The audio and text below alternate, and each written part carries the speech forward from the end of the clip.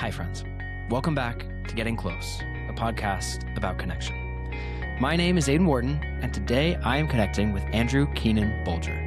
I think these books can provide not only a mirror, but a map. They are so powerful because it's often the first time a person sees themselves in a story. A problem shared is a problem halved. How would you feel if the book does get banned? Your world can be bigger than your zip code or your church or your dining room table or your school hallway. Is reading this story giving me the courage to live my truth out in the open in the same way? Ooh, maybe I'm going to cry on this podcast. I don't know. Before we get started, if you're one of the 20% of people who has not subscribed or followed the show, just go back to the show page, hit subscribe, and then keep listening. Subscribing tells the algorithms that this is a show that people want to listen to. That way, we can bring you more incredible episodes and more incredible guests. Guests like Andrew Keenan Bolger. Andrew Keenan Bolger is an actor, director, author, and filmmaker. He starred as Jesse Tuck in Tuck Everlasting on Broadway and created the role of Crutchy in the original Broadway cast of Newsies, in addition to many other Broadway, off-Broadway, and regional theater productions. He also has appeared in so much film and TV.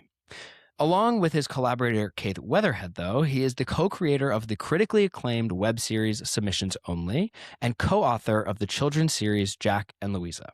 He is also the author of the upcoming novel Limelight. And that's what we're talking about today. But we don't just talk about the book. We talk about the importance of queer literature, especially in a time like this. We uncover the magic of queer history and so much more. It is truly a delightful, delightful conversation. And I am so excited to share with you my conversation with Andrew Keenan Bolger. You ready? All right.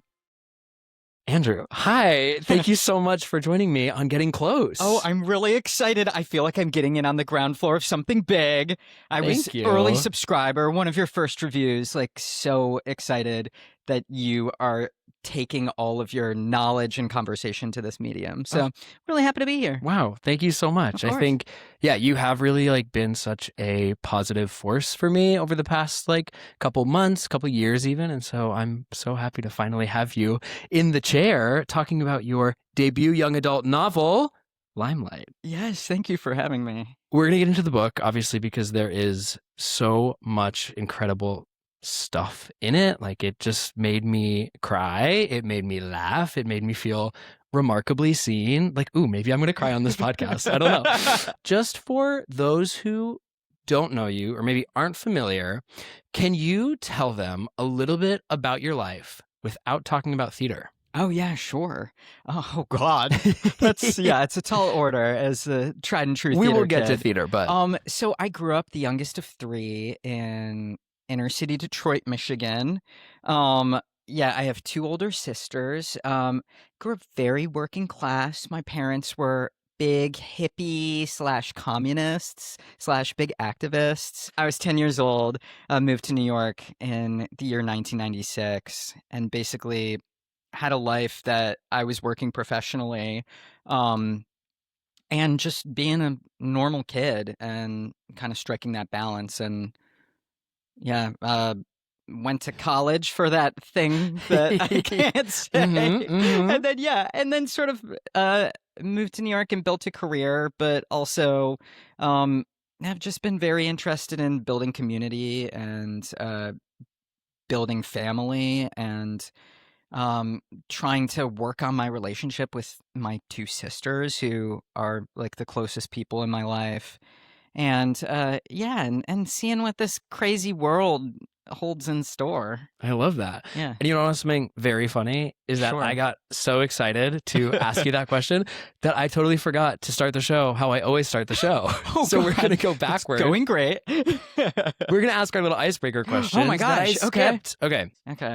If you could go back in time, what one thing would you tell your teenage self? I really can hustle when I set my mind to it. And I spent the last 10 years doing a thing that I didn't want to hustle at, which I always thought just was part and parcel for it. And now I'm oh yeah. So I would tell my younger self to follow the hustle. That's that's some good advice.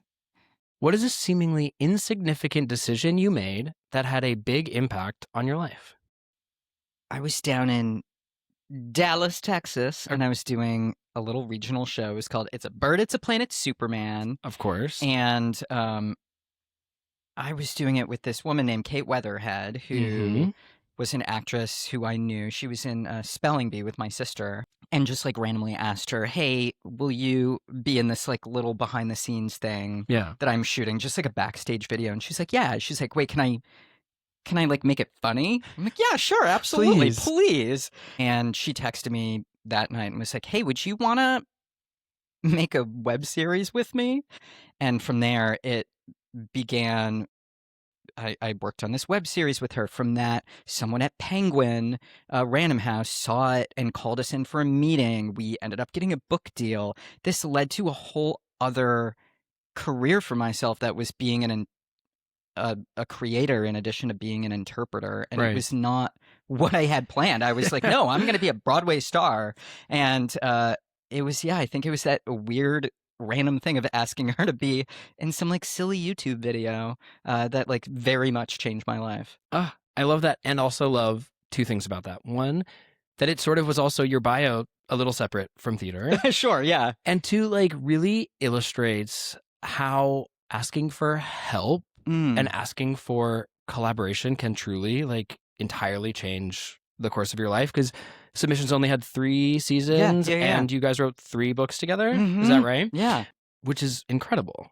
And so obviously this isn't the first book you've written, but it is the first book you've written, yes, by yourself, but also like what I love about the book so much and what I love about the acknowledgments is that it really felt like a community that came together to write this book. So before we jump too deeply into that, where did the idea come from?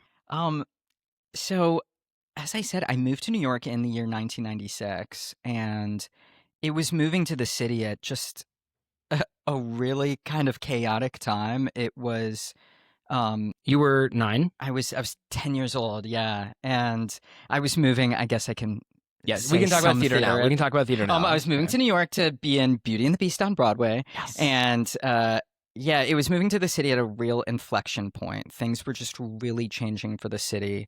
Giuliani, who was the mayor, was instituting all these kind of quality of life laws that were shutting down the like sleazier side of New York that had defined it for the decade previous, closing like peep shows and adult entertainment, but also a lot of like queer spaces and nightlife things. So that was happening. Also, the cocktail had just been introduced, which was giving people with AIDS and HIV a new lease on life that they had not expected. So people were grieving, but also understanding that there was sort of hope on the horizon. The musical Rent had just opened on Broadway, completely changing the art form. Disney had like started restoring the New Amsterdam Theater. So it was a real tension in the city between the old and the new, the like what made New York what it was and what it was destined to become. Right. And so almost, I think 25 years later, I was just really investigating that time, and like my memory is so sharp at that moment where I can't tell you what I did last week at all. Sure, yep, but same. I remember every single marquee in Times Square, like which show was showing, like at where, like what all the billboards were. I just remember the city in such a sensory way that it felt like something I wanted to investigate. And so I didn't actually start with the idea to write a novel. I started with the time period. And I you know this, like when you're in a dressing room and there is a generation of a gay a little bit older than you, you just want to ask them questions. You're like, what was it like? Like, did you dance at the Limelight? Like, did you go to the Roxy? Tell me everything. I want to know what life was like. And I think especially being a 10-year-old, I was seeing like in the ensemble on like a Friday night, watching like the men's ensemble like get cute in the dressing room mirror, like putting on glitter and putting on like little outfits and like going out to party and just being 10 years old and not really understanding, but also being like, this is fascinating. What is going on? And so, I started work on this January 2020, like right before COVID. But I just started having conversations with people, and I put out a blast on social media, like I was like, I want to write a book that takes place at the Limelight, and I don't know what it is, but if you were either a club kid or you lived in that scene, or you just like were a New York City kid, like, will Right. you talk to me? And it just started doing all of these interviews, trying to figure out what it was like being gay and queer at that time, what nightlife was like, what it was like entering like a new era of like HIV and AIDS activism.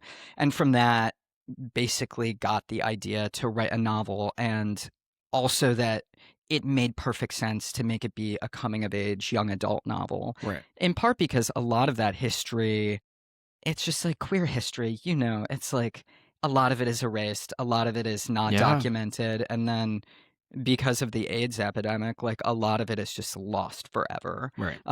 And it felt like this is a good moment for younger generations to learn about, that is not about the AIDS crisis, but is Yeah. really about the time after, and what it was like growing up in America. And because history only has like three themes, that all of this is going to come Mm-hmm. back at some point, and the way that we protect ourselves and understand ourselves is to reflect on the history. Ah, amen to that. Have you always been fascinated by queer history, or was this something that sort of spawned? Yeah, I think I have. It's one of those things where there's not, when you are learning about yourself, there's no book that's like gay history to go to, really. I mean, you can find authors or like Mm-hmm. voices at that time, but it is not something that when I realized I was definitely gay, I could just open a book and learn everything about what being a Yeah. gay person was. So much of it was having conversations. And I think being in theater, which is just an inherently queer space, Yes. it is through conversation. So yeah, I've always been interested. I'm also very interested in New York City history. I love that, like, walking down a block is like walking through decades. Like, Mm-hmm. every building is another story of who was there, what happened, what they needed from the space at that time. So, sort of the collision of New York history and queer history just made it a topic I was interested in. Yeah. Well, and I think that's what you do so well in the book too, is that it I'm like, even just hearing you talk about it, I'm like, right. And then there's the whole other aspect of it, which is the like main plot, which is this like sweet kid Danny who's from Staten Island and who goes to an all boys school and then was like, wait, I think I want to do musical theater. Yeah.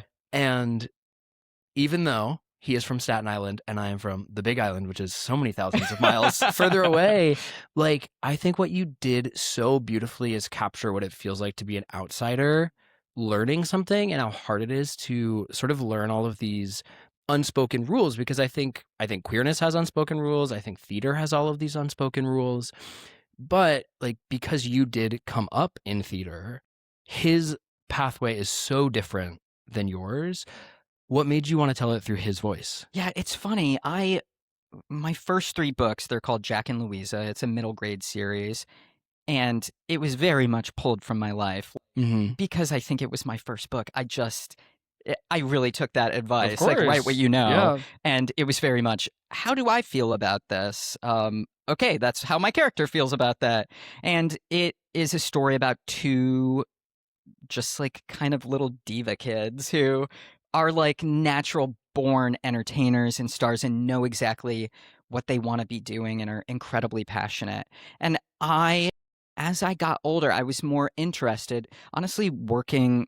I teach a lot, and Mm-hmm. working with the kids who are not obvious stars, who are drawn to theater, I think, honestly, because of the draw of the theater kid and the community aspect that Sure. it provides, and being really embracing of outsiders, but who are not the people who can just show up in an audition room and like be a star. Yeah. Like, I was interested in telling that story. What the more outsider, right? He's from Staten Island. He's not from Manhattan, like so many of the Mm-hmm. kids who go to LaGuardia. So yeah, I was interested in telling that story in part because I think that that is just a metaphor for being a teenager. Is Sure. when you're a teenager, all you want to do is fit in, and the idea that you want to stand out is just that is not what we're trying Yeah. to do when you are figuring out who you are and where you belong. So that to me felt like a great metaphor. Also, um, randomly, two very close people in my life, my ex-boyfriend, Brian Latondra, and one of my best friends, Tommy Bracco, who is in Newsies with me, were both from Staten Island. They both went to LaGuardia, and both for their entire childhood never visited Manhattan. It was just across the harbor, and it was just such a culturally different place. Yeah. And it like blew my mind that could be just a free. It's not even, you didn't even have to pay for the ferry. You could take the ferry for free, and it is right there. And yet it felt like Oz. It felt so far away. And I don't know, that to me felt like a good opening for a book. And I think many people who are trying to do theater professionally feel like there is this world that is close enough to touch that you can go and buy a ticket to, but is impossible to break into. If just all the collisions of all these metaphors felt like ripe for a coming of age young adult novel. Yeah. And again, I just am so impressed with how masterfully you weave it all together, because it is like it's an outsider story, it's a musical theater story, it's a musical theater history story, it's a queer history story, and somehow it just all melds together. And like, I, again, like grew up in Hawaii, graduated with 28 people. We had this tiny after school program. And it wasn't until my sophomore year of high school that a friend's mom was like, you could do theater professionally. Like it just like wasn't a thing. And so I really felt like Danny, when I went to college, I went to Pace here for a year, and it was very much like that. Like, I just remember thinking like, wow, there are all of these rules that I don't know. It's so true. Yeah. And I don't know like how to put a book together. Like there's like that great scene where he's auditioning and he's like, sheet music, he's like, I don't know any of these rules. Yeah. And like, that's, I think, the part that made me cry the first time. Oh god. Is just because like I remember, and then I went to transfer. I transferred to Penn State for 3 years because I wanted to do a little bit more focused learning. Yeah. And I just was going to that audition, and I remember standing in that room with the entire panel of faculty. And it is a wild thing that we ask people to do. Oh my god. I have never been more nervous for any audition on Broadway than I was for auditioning for colleges for musical theater. It is a true gauntlet. What made you want to go to school for theater and not just keep going? Yeah. I think it was very much, my sister Celia went to University of Michigan. Sure. And I was so lucky. I grew up as like from age like 10 to 14, she was in college, and just seeing her friends and how cool they were and how supportive they were of each other. And also like these friends are like, they're legendary. It's like our best friend was like Gavin Creel. And so being a 10-year-old and being like, I could have friends like this who are so just passionate, and like, it was honestly the friend thing. I was like, I want to go and make the kind of friends that my sister has. Okay, but back to the book. There also is so much beautiful magical realism in the book. Thank you. And I think it's really hard to do well, and I think you do it very well without sort of giving spoilers away. Can you talk about why you wanted to add that? Yeah, absolutely. It's funny. Thank you. It's the aspect of this book I think I'm the most insecure about. Oh my gosh, no. I think writing it in that era in 1996, writing a coming out story, to me, it felt sort of impossible to not include the ancestors who had died very recently. And the idea of bringing ghosts and angels into the book, which I think there's a universe that I really did not stick the landing, that it was a grand goal. I felt like I wanted my main character, as he is coming out and learning to understand who he is, to feel like there is an army of people who came before him, whether or not they are present, who are there like guiding him along in his journey. So I felt like magical realism. As soon as I pulled one string and I was like, I want there to be a ghost, it was just like, and then I could do this, and what about this? And then, and also I just think coming out in general there is something magical about it. You transform and sometimes literally physically, like Yeah. people transform themselves. And to me, that felt like just a fun literary device to play with. And also because moving to New York in the 90s, it did feel magical to me. It felt Sure. like I was Dorothy stepping out of my sepia world into like a swirling technicolor where I left my inner city of Detroit into Times Square where on any corner I could see a Broadway show, like a trans sex worker, like peep shows and buskers and street artists. Like it was so overstimulating and Right. non-pejorative, like Yep. positive, that it felt magical, and it felt like my universe like completely shifted. Yeah, which I will say even is like one of the things that I loved even before I started reading the book, flipping to the note in the beginning where you do talk about that and you're like, there were trans sex workers in Times Square. There was like a lot of really intense language, and I think you don't shy away from that, which again adds this level of reality and realism to the book. And I'm actually so glad I asked you about that because I just feel such a deep kinship to queer and gay ancestors that is Yeah. sort of inexplicable. Yeah.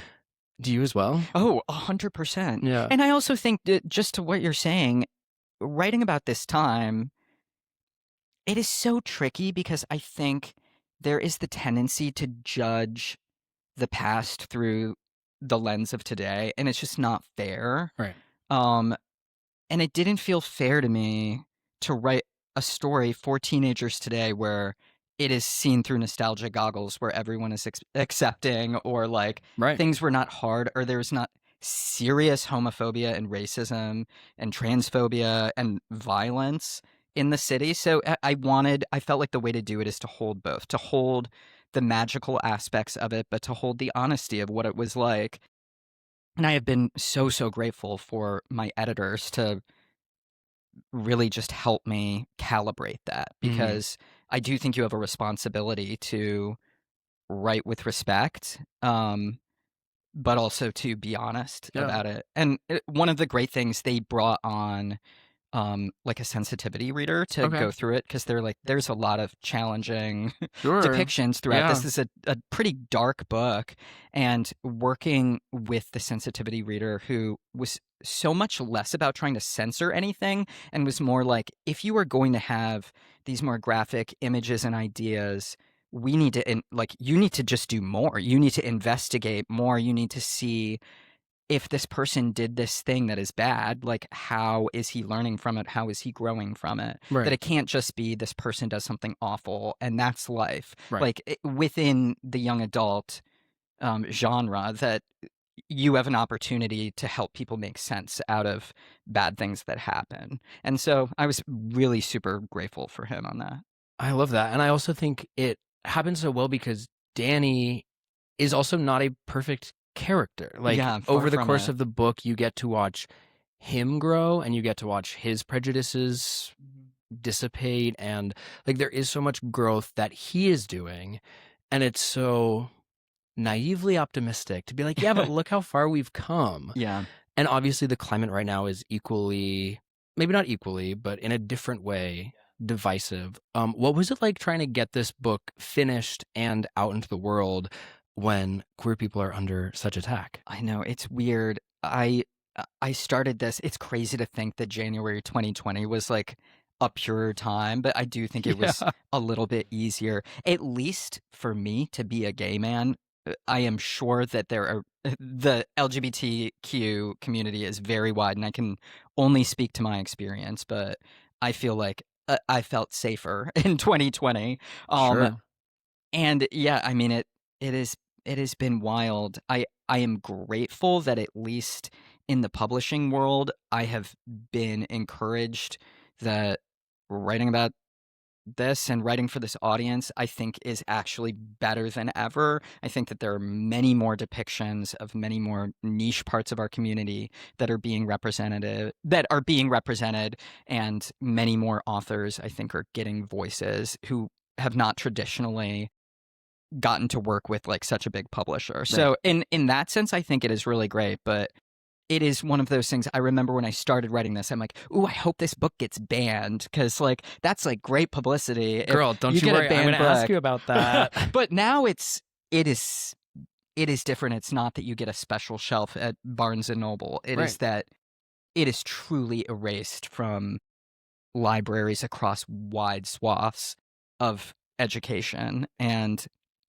if you have a book that's struck, like it's really hard to break out of that. And it is no longer like, well, I'm reading Animal Farm. Isn't that cool? It's like, no, there's You're a not whole reading group Animal of Farm. kids who are not going to know that this exists. Which you did beat me to the question, but how would you feel if the book does get banned? I mean, it's so complicated. Partially, I would be like so proud that I Sure. wrote something that people are taking offense to, because it's clearly they see it as a threat.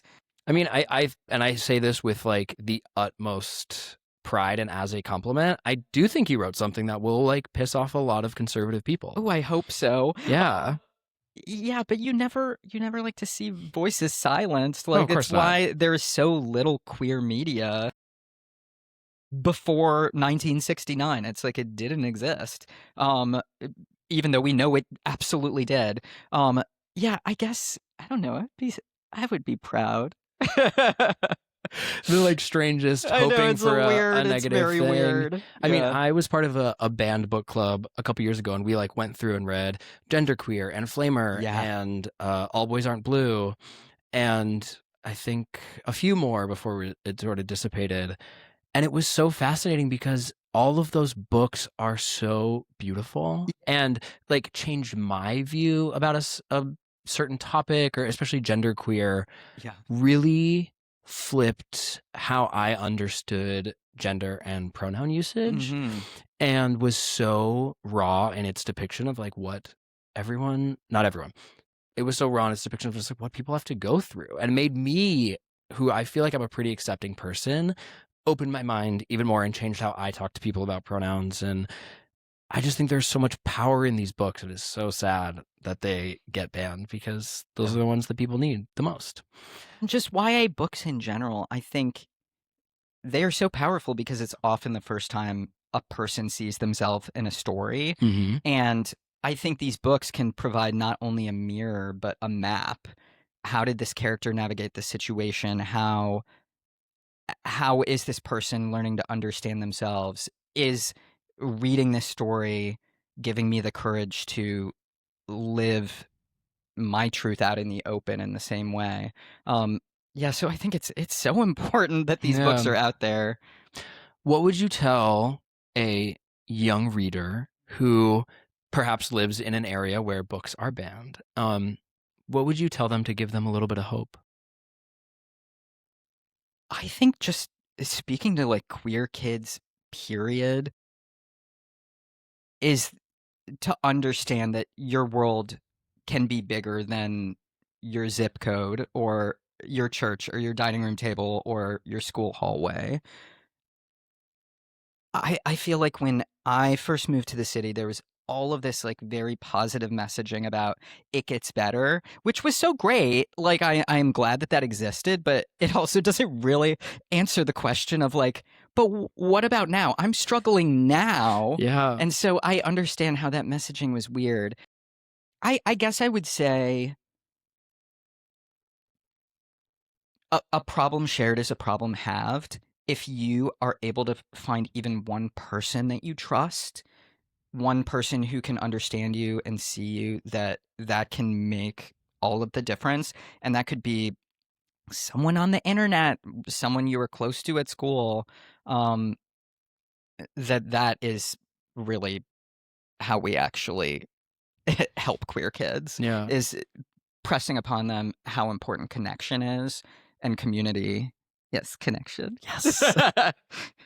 And I think that also is like one of my favorite parts of the book is Danny sort of gets adopted by this incredible friend group, which now hearing about like your experience in college also makes a lot of sense. Yeah, I was very into the Chosen Family. Yes. Can you talk about how you wrote them? Yeah, I wanted each character to basically present a challenge to him.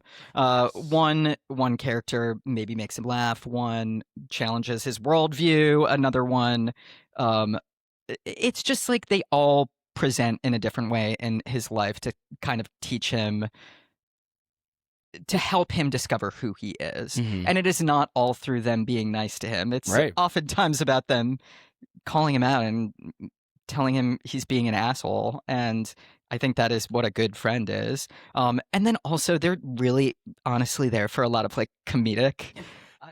Which works. I didn't intend to write a funny story. It's always what I defer to. Anytime I'm talking about anything seriously, I will always kind of deflect with a joke. I think it comes from working in comedy and like writing the web series that I Of worked course, on. Like yeah. anytime I'm a little bit allergic to writing things truly earnest, which is crazy because YA, so much of it is about being earnest, but it was my chance to kind of just deflect with a little bit of vinegar and sass whenever things started getting a little sweet or sappy or sad. You're like quick and throw in a joke. Well, Yes. and again, like you said, it is a pretty dark book. Like Mm. I recognized that it was about kids and it is technically a young adult book, but I didn't feel like I was reading a kid's book because there is so much heart, there is so much loss, there is so much grief, there are such deep, deep challenges that he deals with, but there's also a beautiful through line of growth through discomfort. And I think that to me was what stuck out the most about this friend group is that he had a bunch of people around him who understood him, challenged him, pushed him to be uncomfortable, and then like gave him space to fuck up and figure it out. Yeah. Like I think about them taking him out and like him watching the drag show for the first time. And I think we have sort of lost this line between discomfort and being unsafe. And what we like really need to remember is that discomfort actually is like the only way that we grow. And there's so much growth in this book. What was your most challenging part about writing it? I was very scared to write about anything that could make any character seem unlikable or to, especially with my main character who is very flawed and is making tons of mistakes and treating people sometimes with like incredible empathy and compassion, but sometimes is his upbringing has informed how he navigates the world and is often very cruel. Trusting myself to leave certain things unresolved because that is life and it's messy, and to make characters who are flawed and real but not necessarily tidy. Right. I do think the comment section of any place on the internet is sort of like the worst corner of the internet. God, it's not great. But you've also been like a pretty visible public figure on the internet. So I assume you have no like dearth. I'm gonna pull out a book word of like bad internet interactions. Oh no, I have plenty. Okay. Yeah, honestly, if we're talking about like advice to queer kids, my like main advice, even beyond like it gets better, is like try to be kind to each other. I feel like I have seen really in the past decade a lot of vitriol within our own community of people taking each other down. And that is not to say do not hold people accountable when they say something dangerous or harmful. Like, absolutely. I am talking more about people reacting negatively to people who are maybe being annoying or too earnest or what Gen Z likes to call cringe. No, we love cringe on this podcast. Yes, we love cringe. And I think the reaction to try and punish that out of people is not helpful. In part because I think queer kids are looking to see how we behave now, and they're going to model that behavior. And I want to believe in a community that brings people in rather than tests them. And yeah, the comment section, it's not great. And the negative attention gets far more, or the negative comments get far more attention than any of the positive ones. So yeah, I certainly have I have had my fair share of people talking trash on me on the internet. Yes, I have said what I have started doing about this podcast, which anyone listening, now I'm going to let you in on the secret, is anytime somebody sends me something kind about it, Yeah. I print it out and I put it on the wall in my Oh, office. that is great. If you intentionally seek out to remember the good things, you will remember those I a need to lot take more. that advice, Aiden. Oh, it's That's really great. good. Like literally, my friend Maggie, who will be listening, so hi Maggie, texted me last night and she said that she was listening to my podcast before Amy Poehler's, and Amy Poehler gets her through Tuesday. And I literally went to my computer immediately, screenshotted it, printed it out, and sent her a picture. Perfect. And I was like, Maggie, that's the fastest I've ever printed out a compliment. Oh, that is because great. life is hard. The internet is a terrible place. And at least in my opinion, the positive feedback from people you trust is so much more important than the negative from you don't. Yeah, and it's like, you can consider the source when it's your friend. You can't consider the source if it's like a random handle. No. Like, no, you don't know what their life is. You don't know who hurt them. Right. And so everybody listening, when you read Limelight, go make sure to leave it a really, really beautiful, lovely review. Where is like the best place? I don't know like book sort of like metrics very well. To buy it from? I mean, I always say just buy it from your local bookstore. If you have one that you like that brings you joy when you enter that space, like always support that. Yeah. I do. One of my favorite bookstores in New York right now, they are offering autographed personalized copies. It's called Books of Wonder. So if you go on their website and you can order it from them and they'll send it to you. So, and it's like the same price. So I am encouraging people to shop there. Also just because it's like a great bookstore. Where is it? It's in Union Square.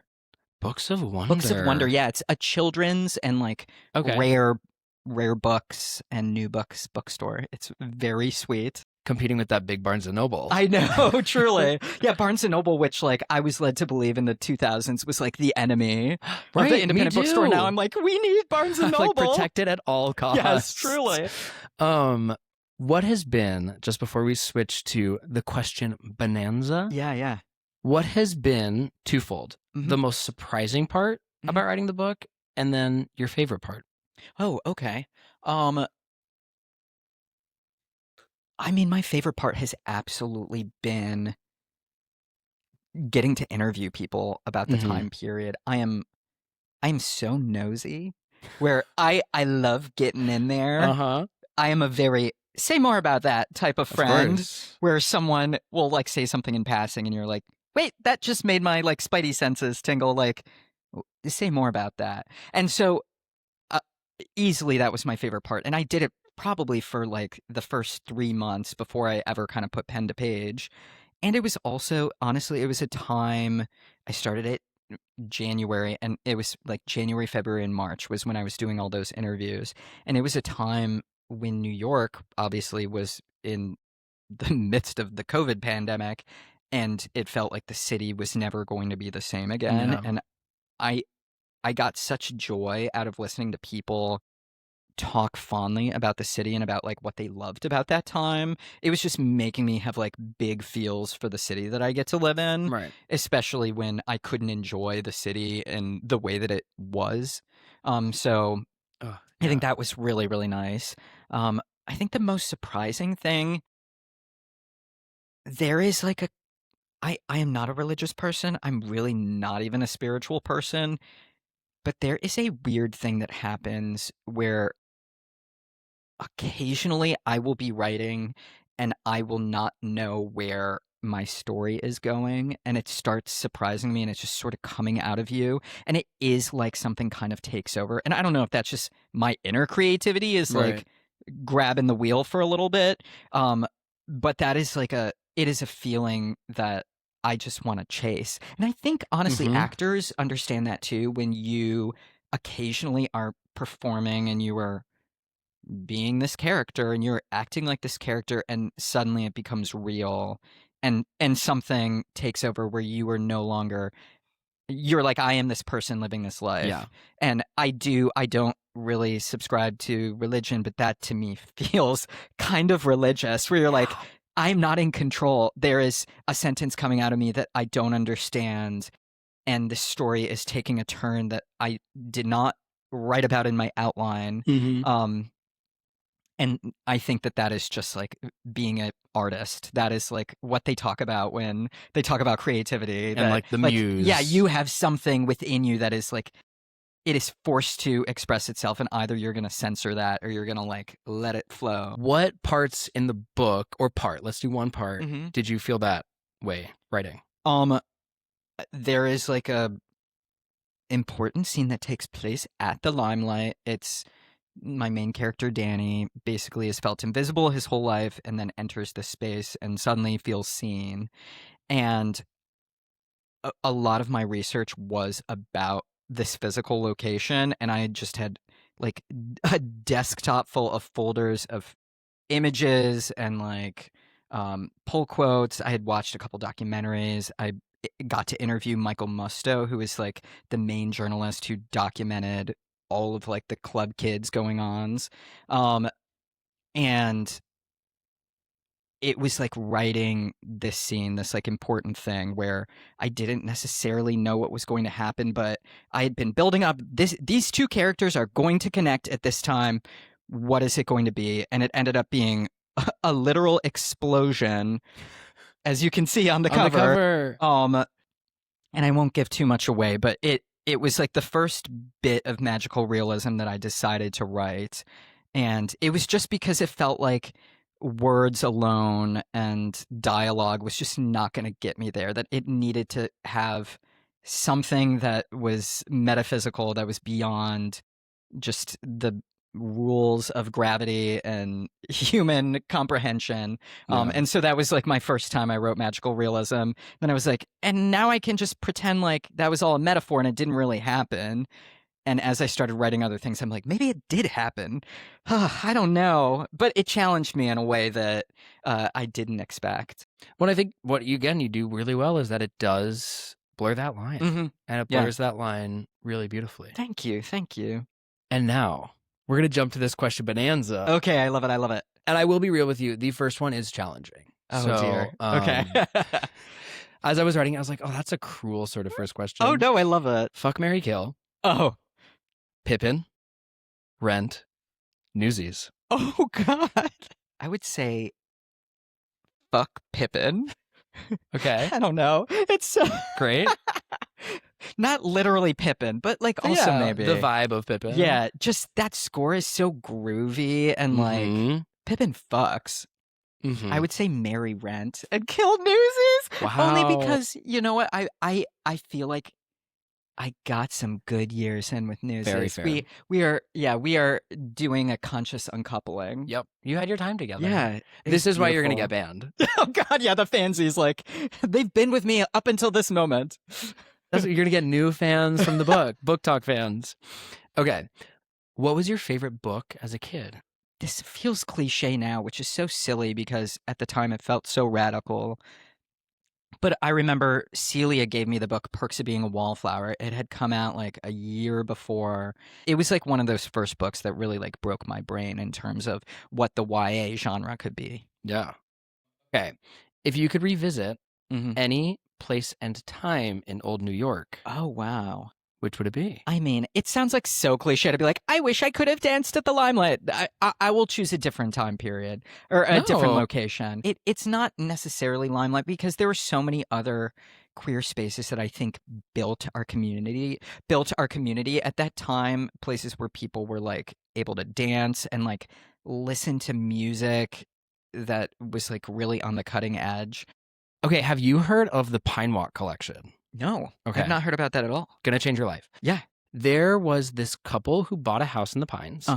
And as they were moving in, they found this massive box of cassettes. Cassette tapes. Okay. Have you listened to them? Yes. Oh, I have been okay. at a Pines party where they were playing it, and I was like, what the hell is this? Wait, say more about that, though, because I feel like there are people who don't. Yes. So for anyone who's listening, you're so welcome. It is on Mixcloud, which is like SoundCloud, but it's Mixcloud. It is worth the download. They are all of these disco sets and house sets from the 70s, 80s, and 90s from like The Saint and from the Pavilion on Fire Island and like the White Party. And it is so cool because you can just put it on and feel utterly transported. For Pride, I like to put them on and like walk around the West Village and go to the Christopher Street Pier and just really be enveloped in the sounds of gay New York from that time. It's so Yeah. special. And also the sounds of gay New York from that time you now just hear in like popular music Right. today. Like But it's it is like, funny when yeah. you are out somewhere and hear something where you're like, oh yeah, that's sampled on Renaissance. Like Mm-hmm. I can't imagine being at a club like the first time like a Robin S song was like played and being like, what's going on? Like that early Donna Summer, like being at the Oh, Roxy and hearing that, being like, what? My life is insane. wow. Music really, really can bring Mhm. us together. Now, the final 3 questions Okay. that get asked to everyone. Yeah. What is something you're feeling curious about these days? Oh, okay, this is sort of cheesy. I am feeling very curious. This is sort of born out of necessity, but then also like weird creativity. I bought a sewing machine recently, and I have been like very into like just modifying clothes. Like I hem these Hey. Oh pants. my God, good for But in you. part it's because I mean you can't see this, but maybe you know me. I am a short king. And so a lot of it is like, why am I paying my dry cleaner to like do something that I Mm-hmm. could learn how to do and just like alter clothes. But also I've been very into like going thrifting and buying like old vintage stuff and like cutting them apart and sewing them back together with other garments. So that is like a little nerdy gay home ec part of me that is jumping out that I I'm very love that. curious about. When you're feeling down, Mm-hmm. how do you seek out connection? Ooh, I think it is I have two different buckets to go into. One is my two sisters, Maggie and Celia. I feel like we became a very tight unit when my mom passed away when we were all teenagers, and have very much become like both maternal at any given moment. I can be their parents and their kids and their Yeah. brother and sister, and so I definitely go to them. Then my other is I have a group of it is 6 gay men who we're all I'm the only 40-year-old now, but the rest of them are in their 30s. And it is a friendship that I've developed with the 6 of them later in life that has given me such like tremendous meaning and feeling like I know we always talk about chosen family, but it really does feel like they are giving me stuff that the kind of love and tough love that like only a family truly could. Mm-hmm. So, Article 5, if you're listening, that's Oh the my name of our gosh. group chat. I love that. And I think it's also a great example. We put so much emphasis on early friendship Hmm. and not as much about like making new adult Yeah. friends. And yeah, all these people are people I met in my 30s, which is just like nice. Yeah.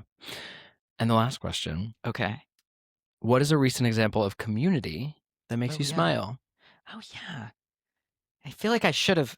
I remember you asking these on previous episodes, and I should have been more prepared. No. The vulnerability and the figuring it all Yeah. out is part of the You process. know what, Aiden? I am going to use your and my like online friendship as an example.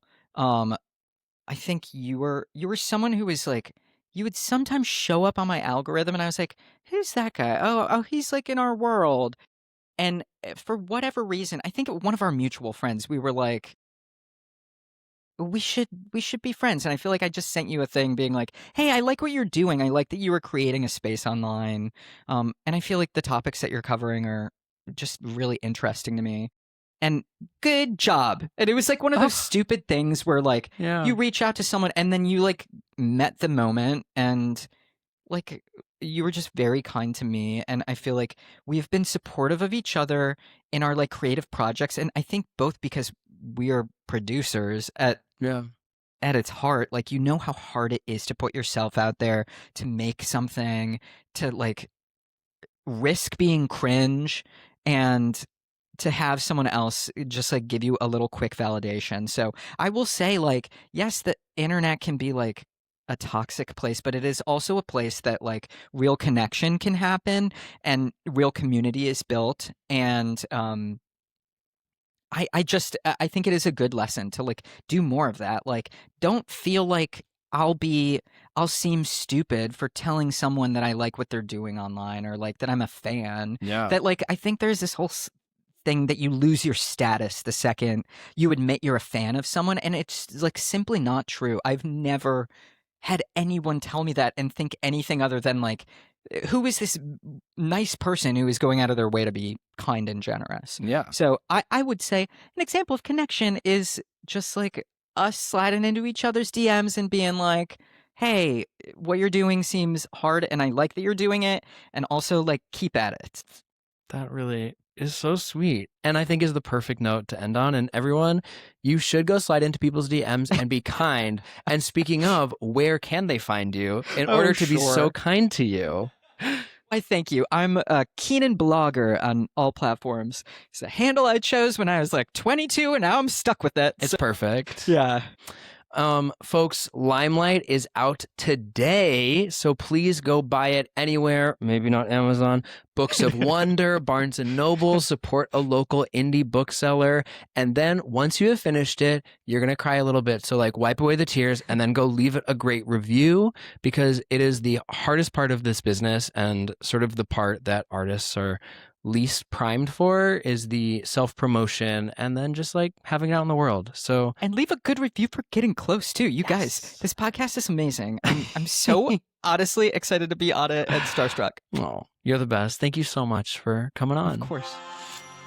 Well, folks, that is all for today. Please go buy a copy of Limelight. It is such an incredible book. And then review and rate the show as always. I'll talk to you next Tuesday. And remember, when connection feels far away, we start by getting close.